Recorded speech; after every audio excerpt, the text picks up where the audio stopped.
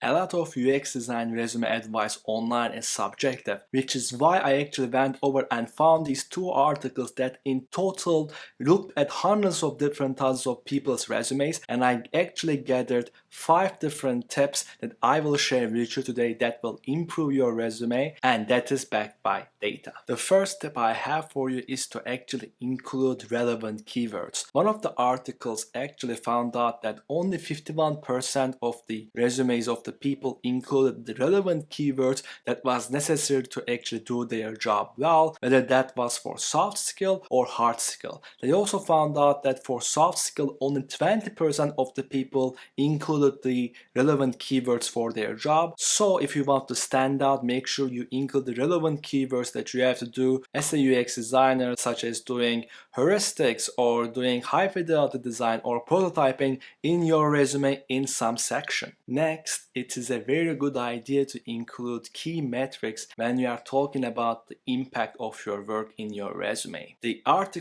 research found out that only 26% of people include more than 5 instances of key metrics when they talk about their work. That is why I actually include key metric statements when I'm talking about my responsibilities, such as in my resume I have a 98% migration for the last project I worked on, or it actually impacted more than 4 million users, and other key numbers that shows to the human resources or to the person who's looking that not only can I do design work, I also know the impact I do and I can hold more responsibility. Now, the next step I have for you is to actually avoid usage of jargon and also avoid making grammar mistakes. The research found out that over more than 50% of the resumes actually contain either jargon related to the key job they were actually trying to apply for, or they also had grammar mistakes. This actually seems unprofessional in the eyes of the HR or the other person who's looking at your resume, and that you actually don't know the responsibilities of the job. For UX design, these would be jargons like intuitive design or improving the user experience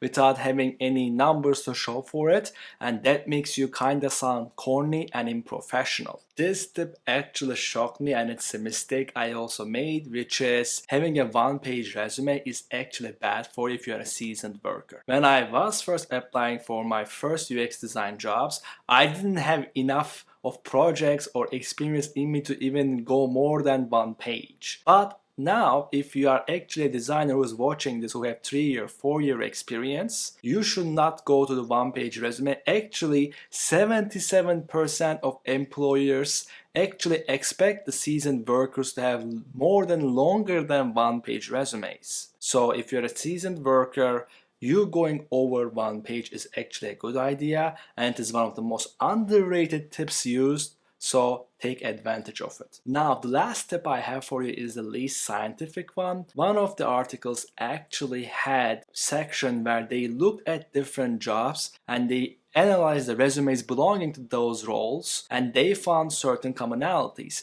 Now, they didn't have the UX design resumes to check, but the closest profession I can think of in the list was product manager, and they found that the following categories must be in a product manager's resume. Now, I believe some of these translate very well to product designer as well, such as having an experience, or the summary or objective might actually be pretty good statements to set you apart, also the skills you have, etc. So check out these categories and ask yourselves which I'm missing in my resume, and make sure you add that part up. Thanks so much for watching this video, guys, and if you manage to improve your UX resume and you are asking yourself how can I improve in my job research, please watch this video next.